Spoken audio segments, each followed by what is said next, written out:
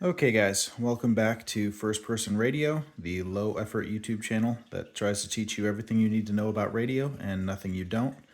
I try to keep it as non-technical as possible, but every once in a while we have to go a little bit down one of these technical rabbit holes. So what I'm going to talk about today is different kinds of antennas that you might use in the field for HF radio mainly. Simple practical antennas and kind of diagram them out so that my next video, which is trimming an antenna to resonance in the field, makes a little bit more sense. So the first thing you need to know is that if you're just listening, just about anything will work for an antenna if it is a conductive wire and long enough. You can just kind of throw a wire in the air and it will work well enough. If you're transmitting though, you have to have an antenna that's resonant at the frequency that you're transmitting on. And for kind of a demonstration of what resonance is, I've got a pendulum, which is my throw line for my antenna, right? Short antennas are resonant at a relatively high frequency, right? 1, 2, 3, 4, right? That's the resonance of this length of pendulum, right? Now, if I increase the length of the pendulum, it'll swing slower. It has a lower resonant frequency. 1, 2, 3, 4, right? And you can mathematically describe that. Your radio waves going down your antenna, reach the end of it, kind of bounce off of it, and then kind of come back. Those are resonant on a particular length of wire in much the same way. They're traveling at more or less the speed of light down the wire. And what you want to get is you want to get what's called a standing wave.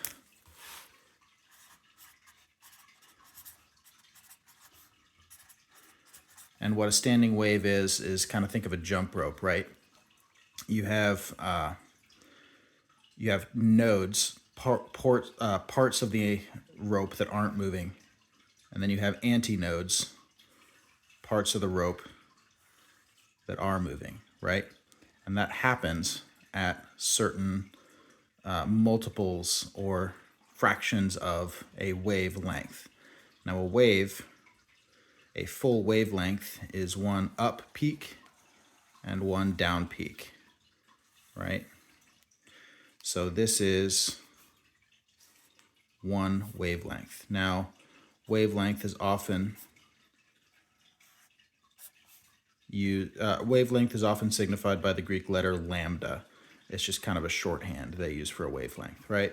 So that means that from here to here, this is 1/2 wavelength, right? And a half wavelength is, it's one of the fractions of a wavelength that are resonant. You can also use a quarter wavelength, but really the quarter wavelength in and of itself isn't resonant. It needs another half of the antenna. So let's get into that. Let's talk about a dipole antenna. So the dipole antenna is the simplest, one of the simplest antennas you can build, and it's the reference antenna that all other antennas are compared to, literally speaking, right? When someone says this antenna has, however many decibels of gain, they're usually referring to, they can either be referring to dBi or dBd, and dBd means how much gain it has relative to a dipole, because you can actually build a dipole. dBi is like in reference to like a theoretical antenna that puts out an equal amount of frequency in every single direction. That antenna doesn't exist in real life.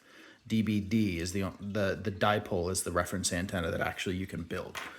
And what a dipole consists of is two legs that are each 1/4 wavelength long,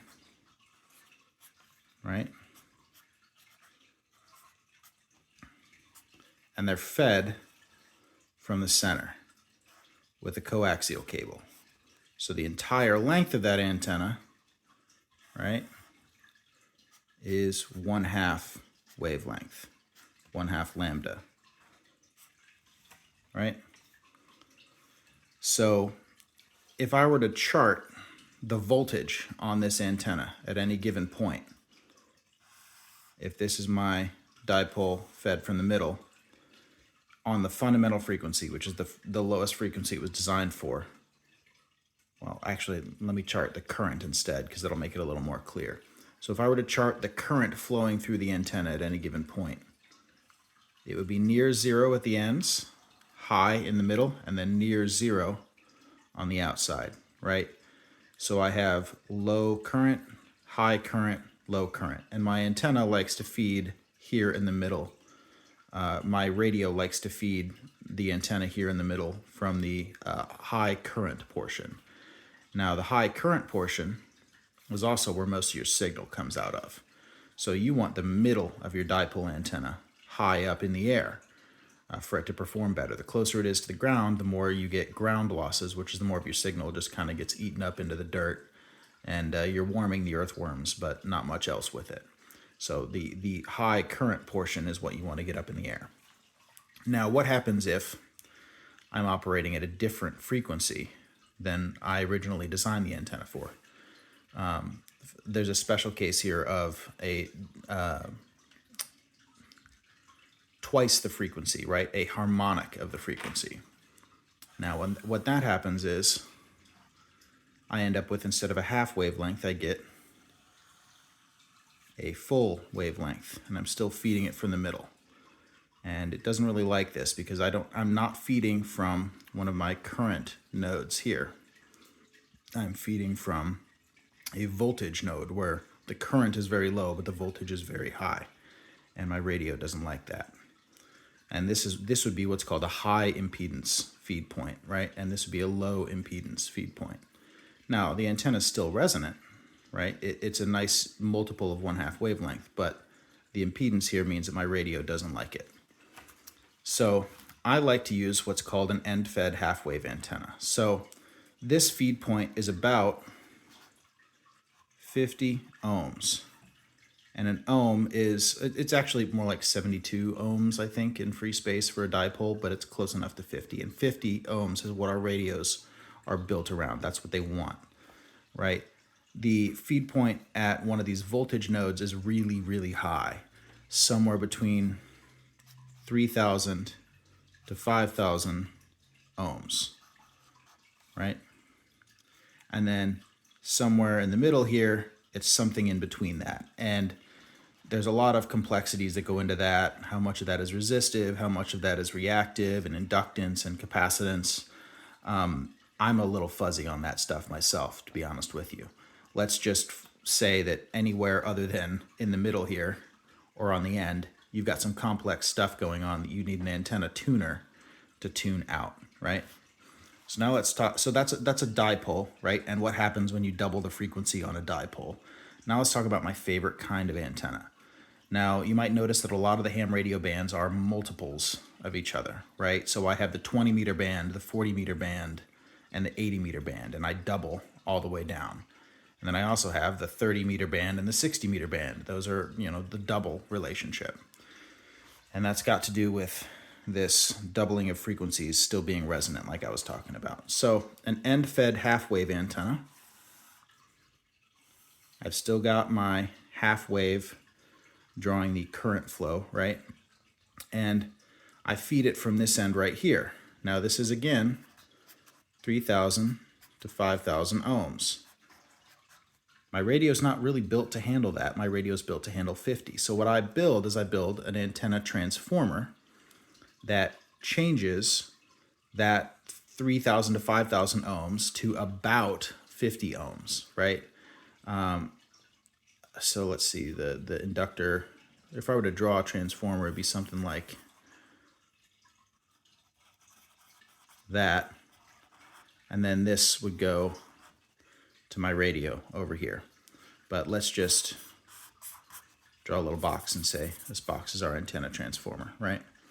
Now what happens is when I double my frequency, and instead of a half wavelength, I end up with a full wavelength, I'm still feeding from a nice high impedance 3K to 5K, right? Now if I'm somewhere in the middle of that, right, like I'm at like 1.5 wavelengths, now I'm not feeding from a high impedance point, I'm feeding from a low impedance point, and this isn't going to work real well with that transformer, right? So I can't do that, but what I can do is I can use the same antenna for double the frequency, or triple the frequency, right? I'm always feeding from that high voltage, low current node at the end, right? Now, the other advantage of this is that because this is not a lot of current flowing, you don't need a particularly good ground. All radios have to have some ground. All antennas have to have some ground to operate, right? On a dipole, one end of this is positive and one end is negative. So this is your ground, this is your positive. So like your electrons are more or less going out of this one and into this one, and then back out of this one and back into this one. So there's like two halves of it. The waves, the water, right, that you're making the waves in is kind of going back and forth like that, right? On an end-fed half wave, there's not a lot of actual electrons moving back and forth, not a lot of current, but there's a lot of voltage, there's a lot of high pressure, which is why it's that high impedance. So you can have kind of a minimal ground on the other side. Your radio itself being next to the dirt is kind of close enough to a ground most of the time, but it'll work better if you just lay a wire along the dirt, right? That gives you sort of a ground. It's not a very good one, but it works well enough. The other advantage is, again, this middle section, this high current area, is what I need to get up in the air. And when I'm feeding from that point, I need to have my coaxial cable, or whatever I'm using to feed my antenna, hoisted way up in the air. That's, more weight, more length of feed line, and I need to be able to support it a little bit better. Well, when I'm feeding from the end that can be relatively close to the ground, and I just want the middle part up in the air, I've got a lot less cable. I can be 3 feet from where my antenna feeds, not a problem. It can feed from basically ground level, and it'll work fine. And then the middle part of it, I just throw over a tree branch. This part gets up high in the air real nice. It's great. So I did want to talk about one other kind of antenna that you might see, and that's the monopole antenna.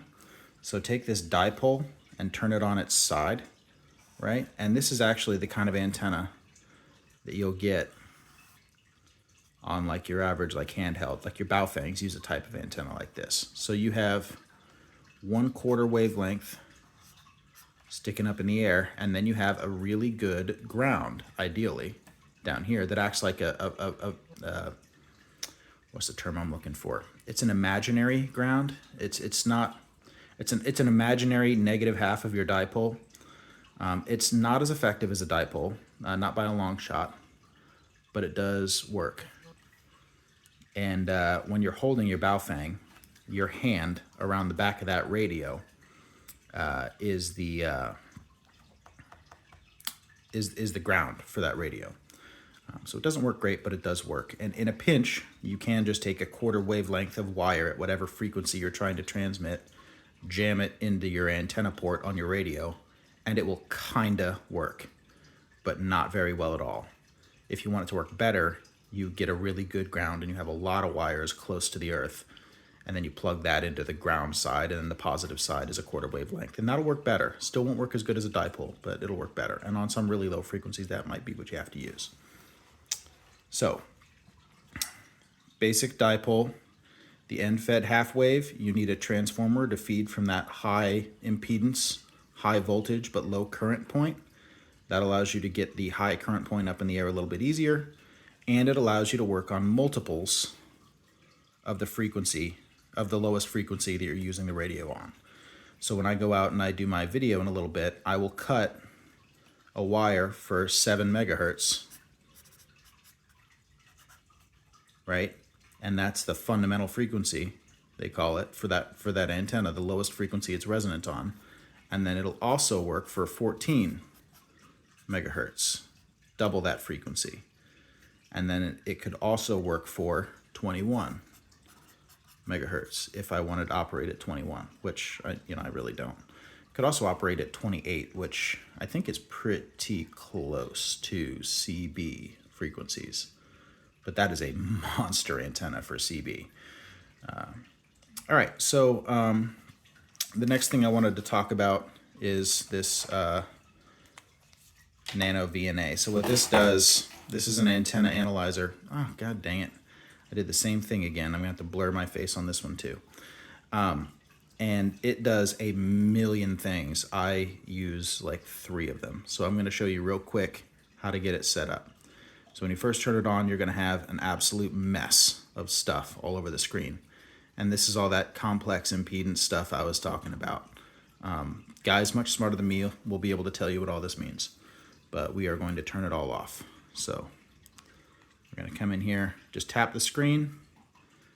And yeah, this is a NanoVNA. By the way, NanoVNA H, I think, is this particular model, but there's a lot of different models and they all work fine, I'm sure. So I'm gonna go to marker, I'm gonna go to display, trace. So the traces are these individual lines. And I'm just gonna go through and I'm gonna turn off all of the traces except for one, right? I'm gonna go back, and then I'm gonna go to format, and I'm going to have it show SWR. So SWR is my standing wave ratio, and it's a measure of how close I am to being resonant. Well, resonant at 50 ohms at a particular frequency, right? So I go to SWR, enter display, format, SWR, right? And now if I go to scale, I do scales per division, and you can put in different values, something between 1 and 2. So like 1 SWR, not 11, means that every division here, every vertical division here is a unit of 1. So a perfect SWR is 1 to 1, and a bad SWR is infinity to 1, right? That's like the worst possible SWR. Anything above about 3 to 1 SWR, and your radio is really going to start to struggle. What's going to happen is some of that transmitted radio energy comes reflected back into your radio, usually gets dissipated as heat or gets carried into high voltage into components, and it's just bad for your rig, right? So you try not to do that. So now what I can do is I can run this little toggle on the side, and that little yellow arrow there, that little yellow arrow is what I'm reading, and that's my SWR reading right there. Right now it's at 1.6, and then this is the frequency that it's reading it at. And I can use this little lever up here to jog back and forth and say, you know, what's my frequency at what's my SWR at 300 megahertz? Well, I keep ticking over until I get to about 300, and then I read it off at 12. Okay, this antenna will not work at 300 megahertz. But what's this low point over here? This low point is about 500 megahertz. So it would work at 500. Now the antenna is laying on the table, right? When I actually hold it up in a way that it would actually be used, all that changes and it starts to look like I can use it on frequencies that I might actually want to, like 440 megahertz, right? That's a kind of commonly used ham radio frequency, and then your FRS frequencies are like 460, and that's still very good. That's like 1.6, right? So the other thing you need to know how to adjust is what frequencies you're measuring right now. If you look at the bottom there, it's from 50 kilohertz to 900 megahertz, right? 50 kilohertz, 900 megahertz. So if I go into my menu and I go to, keep going back, and then I go to stimulus, I can enter my start frequency, right? And I can enter, so for HF, right, the lowest frequency I would care about is about 3.5 megahertz, but I'm just gonna go all the way down to 3 so I can get a little context for like where I'm resonant if I'm a little too low. 3 megahertz, right?